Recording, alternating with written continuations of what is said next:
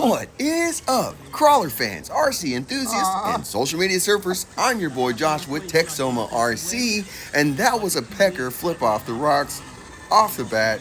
What the heck, dude? I just wasn't paying attention.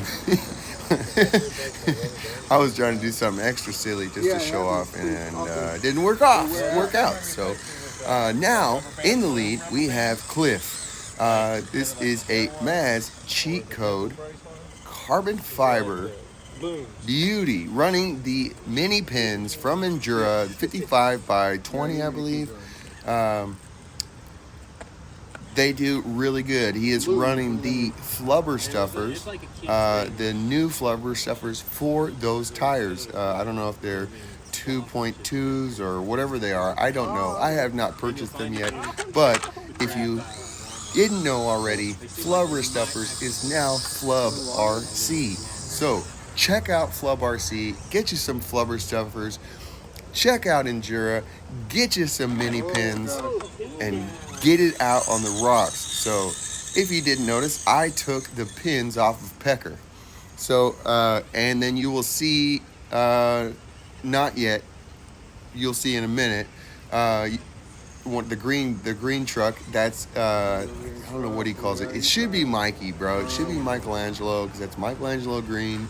It needs the grr teeth off to the side on that grill. That'd be badass. And it needs an orange bandana around those eyes. It would just be perfect, dude. It would be rad. Please do it. Please. You could even make it with real bandana material, glue it down. How rad would that be, dude? Holy smokes. Oh, grr. You know that grr? You know what I'm talking about? Like, there's off to the side of the Ninja Turtle. Freaking rad, dude. Come on. I know you know what I'm talking about. So, by the way, the green, the froggy, I don't know what he calls him, but it is a Slayer chassis. That's right. That's one of the 10. It's been, we battled the other day. That video never came out for whatever silly reason, just the way the cards fell. And so I don't know what happened, but we're getting this video out. So there you go, David. This is his first time on the rocks. So that's a Slayer chassis from Texoma RC. Yes, sir. And again, so we are running, and he's running, those are the Endura 56s, whatever they're called. I never remember what they're called, but they're the 56 millimeter tires from Endura. They do really well. He's running the all brass wheels. I got the ones from NHX. I don't know where he got those. You can get them on Amazon. They're like 32 grams a piece. And I would say that's probably too much for Pecker in the rear, or not Pecker, but his build on the Slayer chassis in the rear for what he has. Probably a little too much weight in the rear. I probably would not want to run that in all four, because in order to balance that out, you're going to need to have brass knuckles, heavy brass div cover, and maybe still not even make up to bring it up to 60/40. So you can see, you can watch. Oh well, no, he doesn't keep going in this one. He's about to break. So, and JoJo comes out, and then you'll see big pins versus mini pins, and why I took the pins off of Pecker. I've been fighting. Oh, they're broke, dude. Dang it. Oh, it's terrible, guy. Just shredded it. So here we go, JoJo. JoJo running the Endura axles on, what is it? I think that's the Endura LCG chassis, or I don't know. I don't know what chassis he's running, but it's an LCG aftermarket chassis. He's running the Endura axles, +4 axles. Probably Endura wheels or some other wheels, and then the Endura pins. I don't know if he's running flubber stuffers or not, or if they're foams, but so this is the reason why I took them off of a shorty. I would say I would not recommend them on what I would call a shorty, which would be your deadbolt or your JLU C10 links on the Scx24. I would not run pins anymore, not the big ones anyways. As far as the mini pins, they did not get quite of a fair shake. You can see Craig is super LCG. He's set up for running big tires, and if he's going to run those, he's probably going to have to raise his car up just a touch, just so he can clear his belly. or go back to 43s, maybe in the front or in the rear, however he decided. He likes to have a tighter rear end, so. But so Craig is running the Endura oil filled shocks, and they seem to do well. He just doesn't have, obviously not the flex, but the most important thing for me on these rigs, and especially running LCG. Thanks, dude. Freaking awesome. Appreciate you, bro. I forgot about that. So I didn't take that step down just because I had just, with the wood body, it's a lot heavier, and I just added brass weights before we went out in the front, added brass knuckles, and it needed something in the rear. I would have tipped in the front, and it was just, I knew I could pull it off the other way, and I didn't want to flip it over. We're down almost in the freaking water. The water's up super duper high. Normally I would be able to step down another like 2 feet off where the water is right now to be able to film this. So I'm like having to film at my ankles. And so doing the best I can. Doing the best I can, dude. You can kind of see the shadow. Great job. Way to block the light. So this is just a freaking rad day out with the buddies, cruising around. Nothing really specific. We're just driving the rigs at what they are for what it is, dude. And check out the Texoma RC stickers. Guy, dude, I know I got to get those out to you. Guys, I have so many different silly things. Cars, rigs, trucks, ideas, Slayer chassis. So many things to do. Holy crap. And we got to work, too. So, you know, I'll do my freaking best. I will do my best. Get those out to anybody. If you want those, dude, hit me up. It'd be best if you would go ahead and hit me up on Facebook. Go ahead and Facebook message me, Joshua Dale Ratliff on Facebook, and just hit me a message. Say, hey, I would like stickers, and send me your address, bro. I will get them out. So that would be the easiest way to do it. That way, I don't have to remember and track people down. And if you want stickers, send me a message or leave me a comment, dude. Or no, not leave me a comment. Send me a message on Facebook, dude, with your address, and I will freaking send you stickers. That would be rad. Merry Christmas. Almost there, dude. I know my freaking family went crazy. We had Christmas tree up like a week before Thanksgiving this year. I don't know what happened. Dude, get back on subject. Rocks. Look at this, dude. I wanted this so bad. I wanted this double push-up so bad. This is what I would call, by the way, Eric, this is what I call a double up. This is a savage, the most ever savage, because the front tire up is a undercut savageness, and so. But this is what I call a double up. When you're having wheels, all four wheels go into up, right? They're having to go up. And anytime you have to do that, it's going to be hard, much less when there's, verticals. Pretty rad, dude. And I love this little crab sideways that I did to get out of here. Come on, dude. So good. So good, dude. I know I got to stop popping my water bottle. I apologize. It's like the loudest noise ever in the camera. Come on, dude. You got it, dude. You got it, dude. You don't got it, dude. Come on, you got it, dude. You got it, dude. Cliff is just struggling here. Again, being so low. No dropout. Again, I was talking about it. Oh, by the way, look, Cliff just shoots awesome in the light right here. Just shoots so good. A little dark, but still just looks freaking rad. He went ahead and went with this around. It was still too hard, just bellying out. So that's what I was talking about earlier. That's why I run the Endura 43mm shocks. Not because I necessarily want it to flex like a monster, even though I love it. Or that I certainly don't want it to ride high. That's why we run rubber bands. And so I'm sitting pretty low, not completely slammed, but probably like in the front, probably, running at 90% sag. So I have like almost nothing to go down, just a little bit that you could push the front end down. The rear end's probably going to sit around 40 to 60% sag, somewhere in there. When it's running and pulling, it's going to sit probably at 60, maybe a little even more because of the overdrive or underdrive. And so I'm talking about Pecker, the wood car, by the way. And so the whole point of that is for when you belly out, that the wheels can drop out and can grab the rock. You know, whether you're going up or down or just over a ledge that you would belly out, the wheels can come out and make contact. And so it just allows you to do things that you would not be able to do. Otherwise, you'd have to have a lot more belly clearance, which would kill our side hills and verticals, unless you just went super weight and you went with no body or whatever, you know, because you're always fighting height, being high, and well, high. I'm not fighting that. I usually am trying to fight not being that, I guess. You know what I'm saying? Let's go, dude. Love it, Pecker. Let's go. I ran the leader for a long time here, dude. Ran it for a very long time. And then, I don't know what happened, dude. Just went into flip mode. I really don't know what happened. So I would guess that Pecker, or the Cliff in the back, is running 23. Both other cars should be running 23 or 30% overdrive, where Pecker is 50% underdrive. The reason that I underdrive Pecker, wow, great flip over.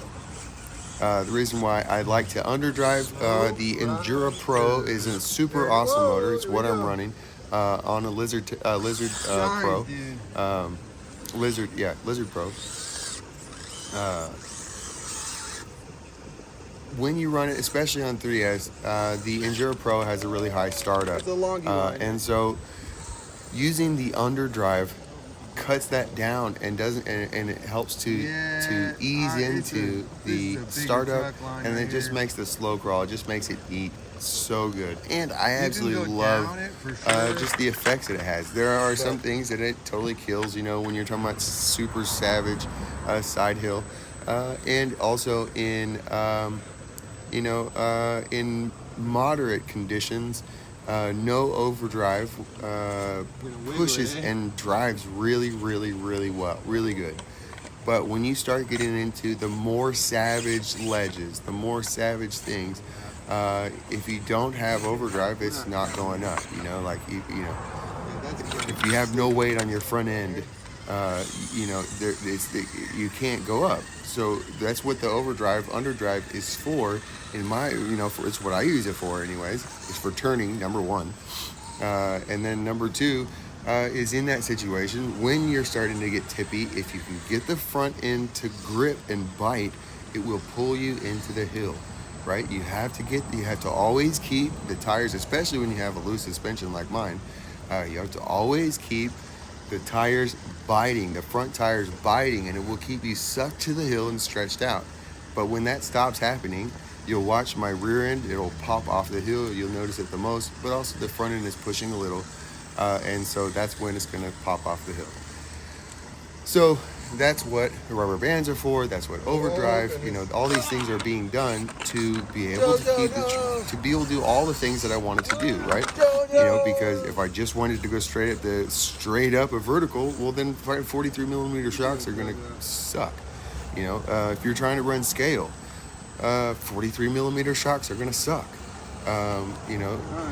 They're not going to help you. So I'm trying to get everything that I can from all of the different ways, and that's how we run the Scx24. It's just absolutely maxed out Texoma style. So you may not see some of the maxed out Texoma style in some of the other builds because there's not as much to compensate for.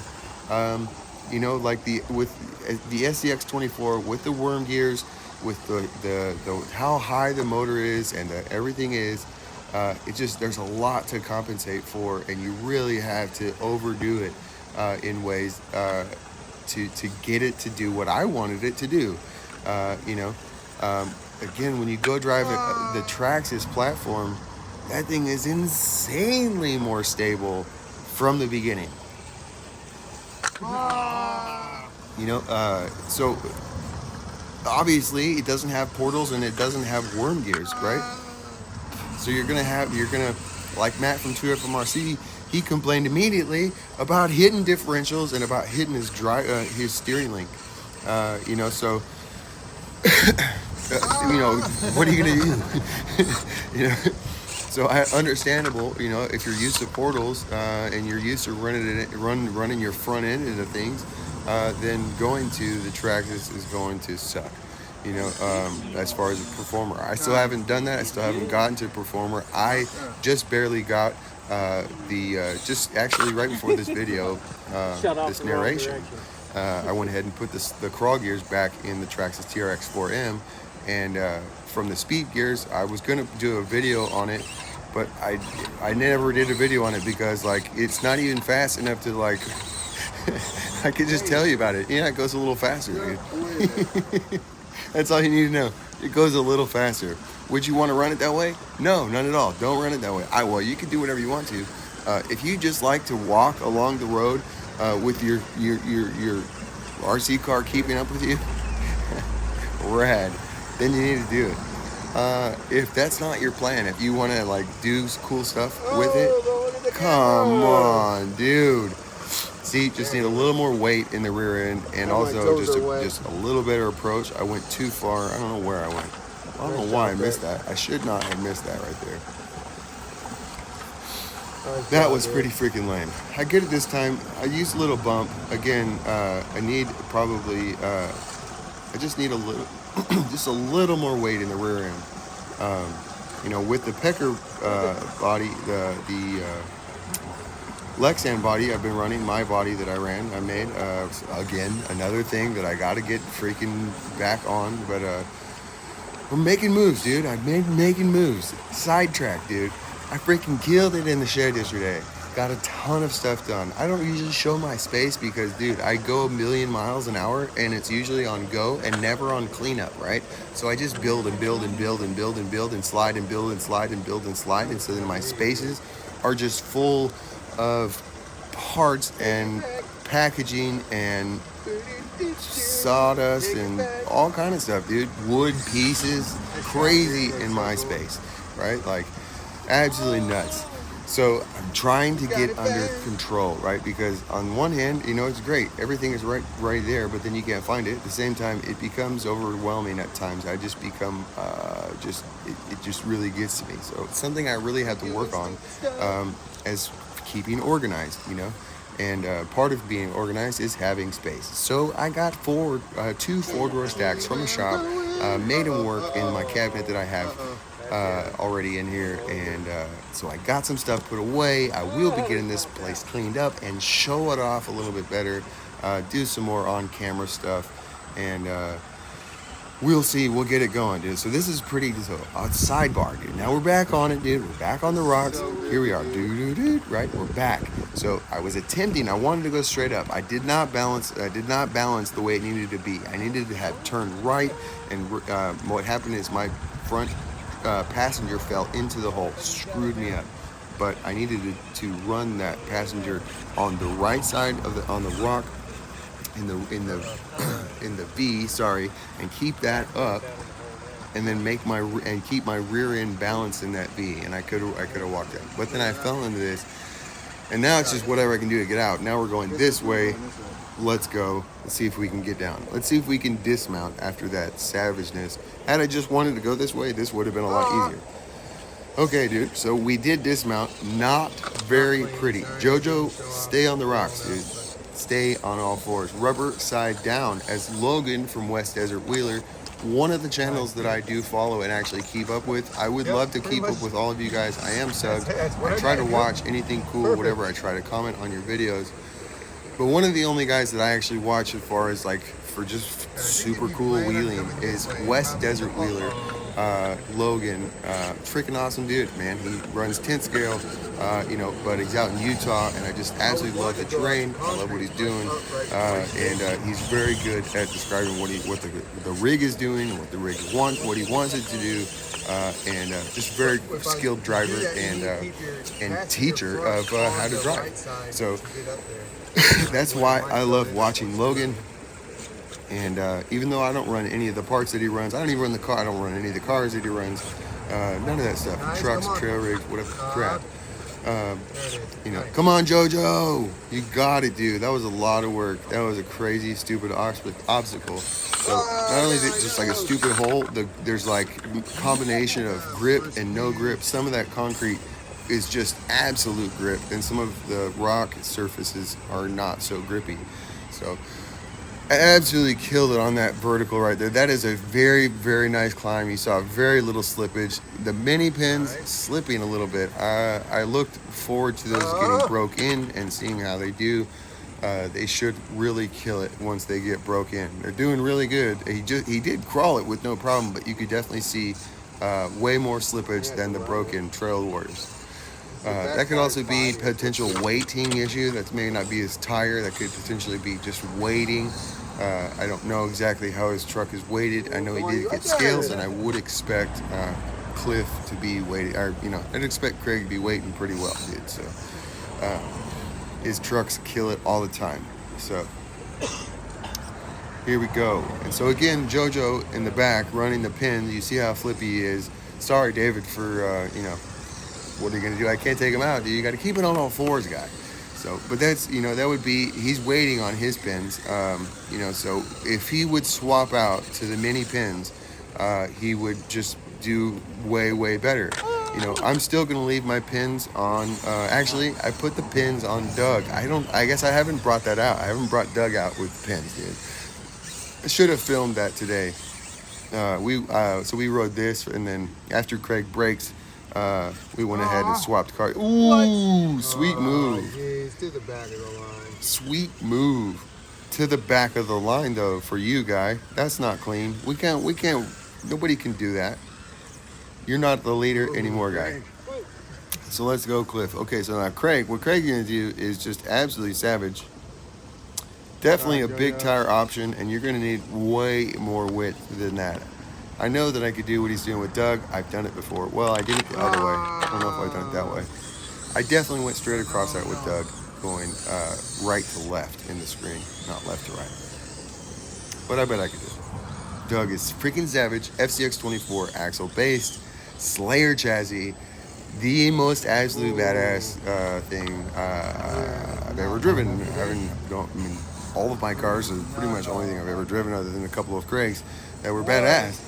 You know, but Doug is freaking sick, dude. So if you haven't seen Doug, stay tuned, bro, because I will bring him out soon. Also, what will be coming up tomorrow, or hopefully tomorrow, I'm going to be ripping tomorrow. Hopefully Craig can make it, dude. But we have Max Smashers, speed motors. Craig gave me a slot car motor to try out that I put in my Max Smasher. We got Speedy Pete, and Craig has his Cayman. It's going to be built as a sandrail quote. I don't know how that's going to look, how he's going to do that. What kind of, if he's got a cage or something he's going to put on there, that would be freaking rad. But he's got his Cayman with the micro Komodo, and it's right at the same speed as my Smasher with the slot car motor that he gave me, which is just a little bit slower than the speed motor. So the speed motor is freaking killer from FMS, but Craig runs 24 scale slot cars, so he's got a bunch of motors already and access to a ton more that he wants to try out. So we will be bringing you those. He said they have a 150,000 RPM motor, which I don't know that it would run fast enough. You know, I don't think it would be fast enough torque on the low end. But at the same time, you could see how fast it would go. You know, how fast can you make it go? Will it go 20? You know, like, I don't know, dude. That'd be pretty rad. We get I don't have a speed checker deal. Like, I'll have to get one. I'll have to get one if we're going to start doing speed runs with the freaking Max Smasher, dude. Radical. But, man, we were talking today. After having driven those, the Max Smasher, and just seeing the Cayman and, oh my gosh, the Hiroyama, I'm in love, Furitech. If you need a dude to start freaking testing some out, you know, take some RC, Josh, I'm your boy, you know what I'm saying? Like, I will be bringing that out. I run only Furitech in all my stuff. Who doesn't if you run a brushless? You don't have other options, you know. So, but definitely, dude. Hiroyama, next on the list. It would have been my next build or my next buy, my next purchase. I was saving up, and not gonna happen. We went in, Craig and I went in, we got killer deal, and decided to go in and get a couple more Traxxas trucks so that we can run the Traxxas bodies, and then we will be able to have a whole parts wall in the shed, and that's going to be freaking rad. And that's another reason I got to get cleaned up, because I can make this place look super cool. So anyways, but the Hiroyama, if you have not seen it, go to 2FMRC and go check out the Hiroyama on the Ultimate with the Rocket Man or whatever it is. This sucker is badass. Oh my gosh, a titanium cage chassis. Oh my gosh, on a 24 scale, it's so freaking cool. Or 18 scale, 24 scale, whatever you want to call it. It is, it's the Cayman. So the Cayman is same as this. So, although I think that it'd probably be better with the extended rear links, probably. But you should be able to get those for the Cayman. And so, I don't know if they did that or not. I have to look. I hadn't paid attention or not. Because it definitely would help. But, dude, that sucker is a ripper. Holy smokes, dude. And I was telling my wife today about it. And I'm excited about it because when I got into RCs, how I got into RCs, back into them, my son had come back from camp, and he ended up going over to a buddy that he had from camp. He went to his house and down 45 minutes from us. He came back and he was like, "Dad, RCs, and they're so cool, and they had this one and you would love it and whatever." And so anyways, he saved up a little money. About a week later, 2 weeks, we gave him some money, and he went out and he got a Rustler VXL 4x4, which was a terrible suggestion, terrible idea, not a good idea. I spent insanity amount of money just keeping that thing running as he tried to learn how to drive on 3S. Not very good. It would have been better on 2S, but would he drive it on 2S? No, he wouldn't drive it on 2S. Anyways, long story, he doesn't drive RCs anymore. But when I was going to get something, I was when the Rift was coming out. The Rift was just coming out, and my local hobby shop ended up missing out and didn't get any ordered, and they were on back order. So I was waiting for that, debating on getting one. Also, the Losi, what's it called? The blue one. Anyways, doesn't matter. So I was waiting on the Rift. And I really, really thought that thing was so cool looking. Thought it was just badass. And ended up going with the Max, which is a great choice as far as durability. Had so much fun with that. I ripped laps in the backyard for just hours and hours and hours and hours with that thing. So, great time. However, Max is $600, basically, a little less. Then if you, I guess it is wide max now. So, max is $600. You got to get batteries, charger, whatever. By the time, if you don't have all that stuff, by the time you get it running, you're looking at $750, $800. And then you're going to start paying for parts. So, enter the Max Smasher. It's $150. Obviously, it's not a basher out of the box. You have to do a little bit of work yourself. You put the speed motor in it, which they had, by the way, on deal, that if you bought the Smasher, they'll give you a speed motor free until supplies ran out. By the way, this step off is super badass. We're at the end. Moral of the story, dude, Max Smasher is badass. RCs are badass in general. It's just Max Smasher is a great deal. So we're coming up on the end, dude. Oh, dude, he's just trying so hard, and then, nice, dude. Bro. Make sure you get your high side off first. No, guy, no. What was that? Lost the spring. Oh, no.